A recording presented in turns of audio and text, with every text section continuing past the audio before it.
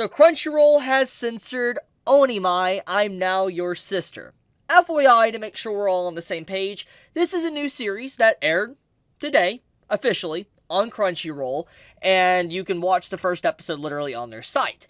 Now, a week ago, you probably would recognize that I uploaded a video review slash first impressions for the series. And the reason for that was because there was a pre-aired episode that came out where you could kind of go through other means to said watch. Sat down, watch it, get first impressions.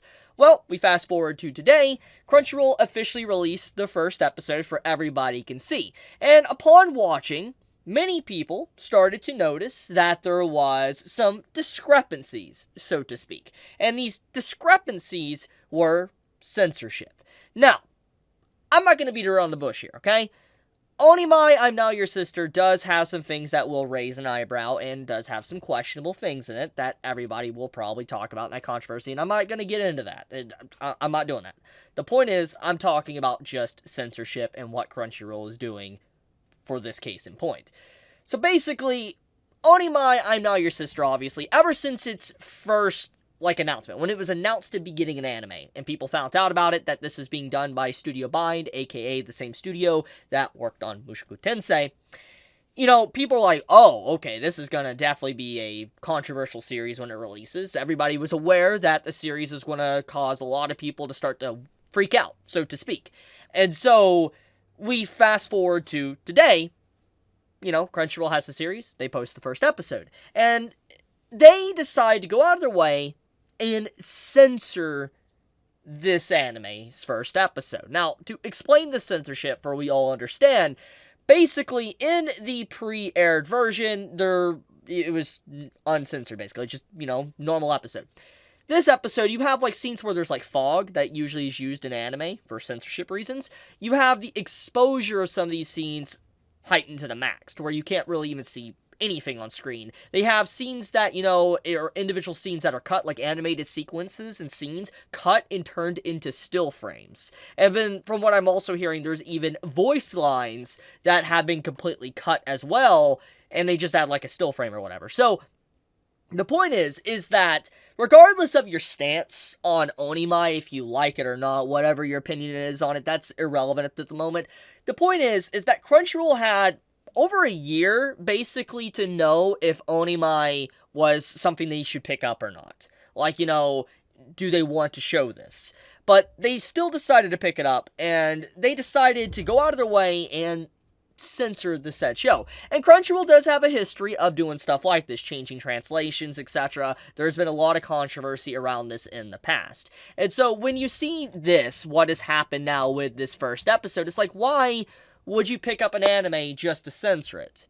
And it's just don't pick it up. Don't pick it up if you have a problem with it. That's just in the discussion right there. It's kind of like the whole situation with interspecies reviewers a few years back, when Funimation picked that up before, they got eaten by Crunchyroll itself. You would think, why would you pick up, interspecies reviewers when it was very obvious from the beginning what you were picking up? Anyone that just read the summary of it would know. But it's clear that these companies, like Crunchyroll now, they don't look at what they necessarily pick up. They just pick things up, and then they just want to blanket sweep grab everything, because they're afraid that, let's say, someone like Disney or Hulu or, any other mainstreaming platform service will pick up the said series and they won't be able to get it. And so I feel like a lot of these companies, they just grab as much as they can from the upcoming season and throw it into their catalog. That's what I assume. And that's probably the case here with Onimai. And even though I just don't understand it. Once again, regardless if you like or dislike the series, I don't understand why Crunchyroll would go out of their way to pick up said series just to censor it. It just doesn't make sense to me. It doesn't. Especially to, cut scenes, remove animated sequences to make them still frames. It feels like we're in the era of 4Kids. That's literally what it feels like. It feels like we've transported back in time to the era of 4Kids handling different anime shows and censoring things. It's okay, just don't get the series then. Just as simple as that. Let another company, or leave it to the wild west of the internet to do fan translations for it if people actually want to watch it. So when you take a step back and you look at this, it's just yes, okay. Okay, Crunchyroll. So I kind of wanted to bring this to people's attention because it's just like, it's a strange situation because like, I'm just confused. I don't know why they'd pick it up if they would do something like this. That's the question I'm wondering right now. But yeah, I guess that's interesting. It's very interesting.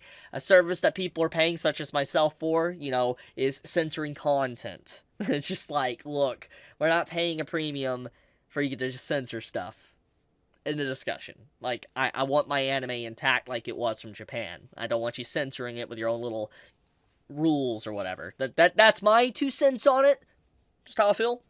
Serious, but I'll leave it at that. Anyways, thank you so much for watching the video. If you enjoyed the video or you like the news I brought to you, you know, do leave me a like and a comment down below. And with that, be safe, stay healthy, Chibi out.